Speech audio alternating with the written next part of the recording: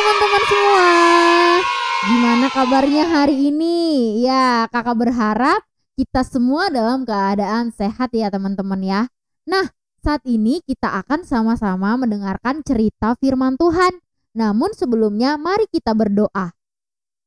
Tuhan Yesus, kami bersyukur buat hari ini kami boleh sama-sama mau merenungkan firman-Mu melalui cerita firman Tuhan. Kiranya Tuhan berkati kami agar kami boleh sungguh-sungguh mendengar firman Tuhan dan melakukannya dalam hidup kami.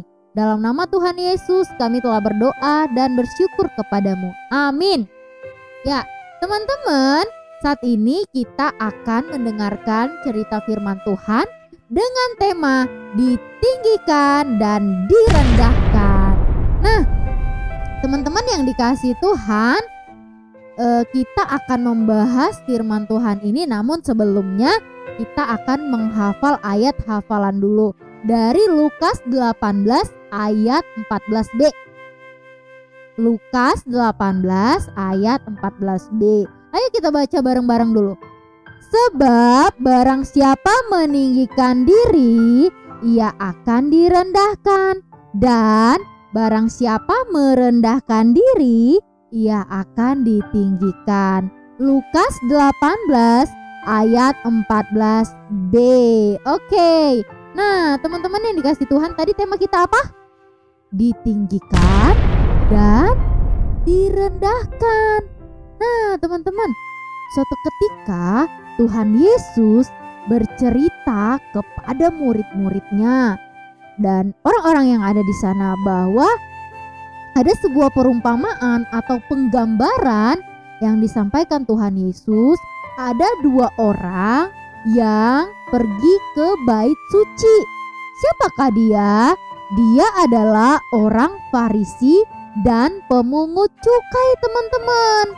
Nah, walaupun dua orang ini sama-sama datang ke bait suci, sama-sama berdoa, tapi yang menjadi perbedaannya ya teman-teman, isi doa mereka itu berbeda, teman-teman. Coba kita lihat. Yang pertama kita lihat dulu ya, isi doa seorang Farisi. Orang Farisi adalah orang yang tahu banyak firman Tuhan, ahli Taurat yang tahu tentang firman Tuhan.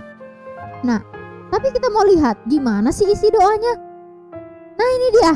Yang pertama, dia bersyukur karena tidak sama dengan orang yang jahat.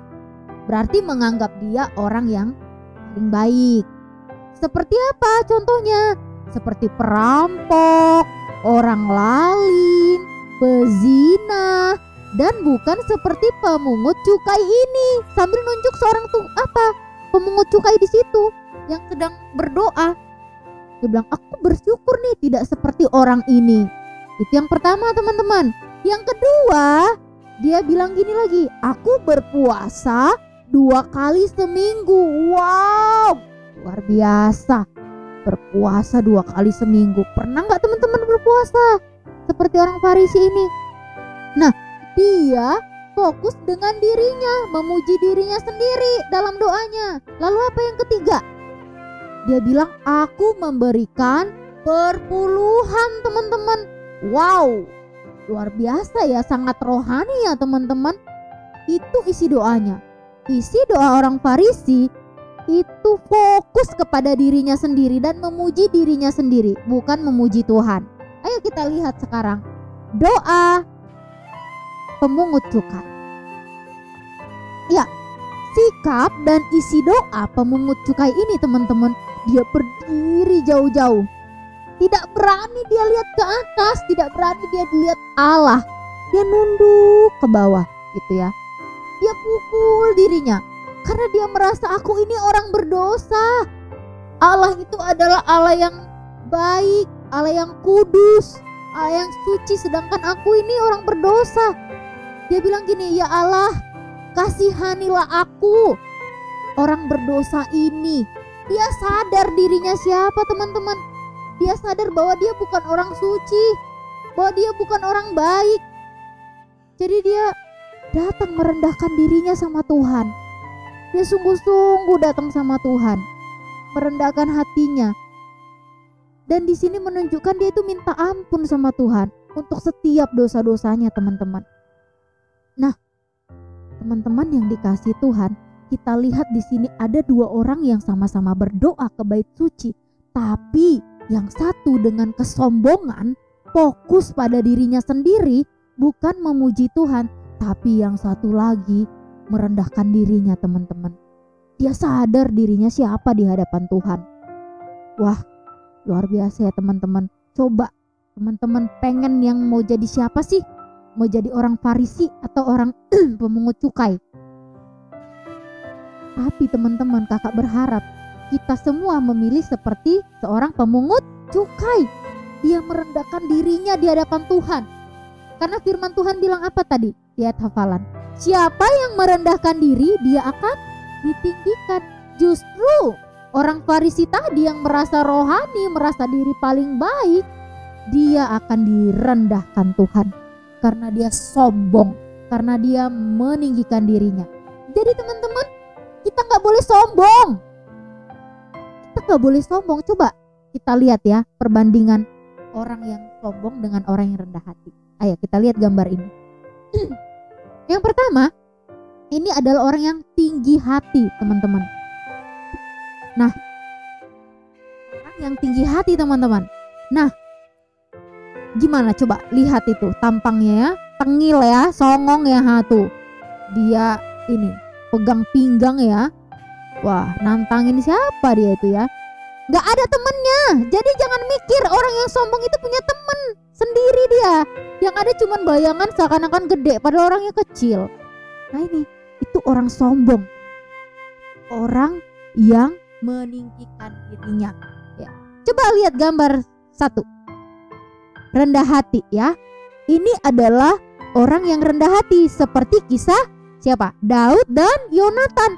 Daud ini adalah dari latar belakang orang yang sederhana, yang gak punya apa-apa. Dia cuma penggembala domba, tapi dia berteman dengan anak orang kaya, teman-teman, anak raja. Yonatan ini gak malu punya teman seperti Daud. Walaupun gak sesuai dengan levelnya, dia bukan kayak anak zaman sekarang ya, gak level berteman sama elu, gak gitu. Tapi dia mau berteman dengan siapapun juga, sekalipun dia bukan sesama anak raja, tapi dia mau berteman, teman-teman. Dia rendah hati. Akhirnya apa? Ini nih orang yang rendah hati, banyak temannya, makanya harus rendah hati. Ini sombong, ya siapa yang mau berteman? Hai teman-teman, kita harus menjadi anak Tuhan yang rendah hati, maka kita ditinggikan oleh Tuhan. Tapi kalau kita tinggi hati, kita akan direndahkan. Yang sok merasa pinter sendiri, merasa paling cakep, paling cantik, merasa paling punya semuanya. Aku kan anak orang kaya, gak level berteman dengan dia. Nah ini nih yang mau direndahin sama Tuhan nih kalau begitu. Nah tapi kita belajar, teman-teman, jadi anak Tuhan yang rendah hati, jadi berkat ya. Kita gak boleh sombong, karena kita di dunia ini hanya sementara, teman-teman. Maka jangan sombong, tetap rendah hati. Oke, mari kita berdoa. Tuhan Yesus, kami bersyukur kami sudah mendengarkan cerita firman Tuhan tentang orang Farisi dan pemungut cukai. Tuhan, kami mau belajar untuk menjadi seperti seorang pemungut cukai yang merendahkan hatinya di hadapan Tuhan, maka Tuhan meninggikan dia. Demikian juga kami, Tuhan, kami tidak mau menjadi anak-anak yang sombong, tapi kami mau menjadi anak-anak Tuhan yang rendah hati, yang mau mengasihi sesama kami tanpa memandang bulu. Terima kasih Tuhan, dalam nama Tuhan Yesus kami telah berdoa dan bersyukur kepadamu. Amin.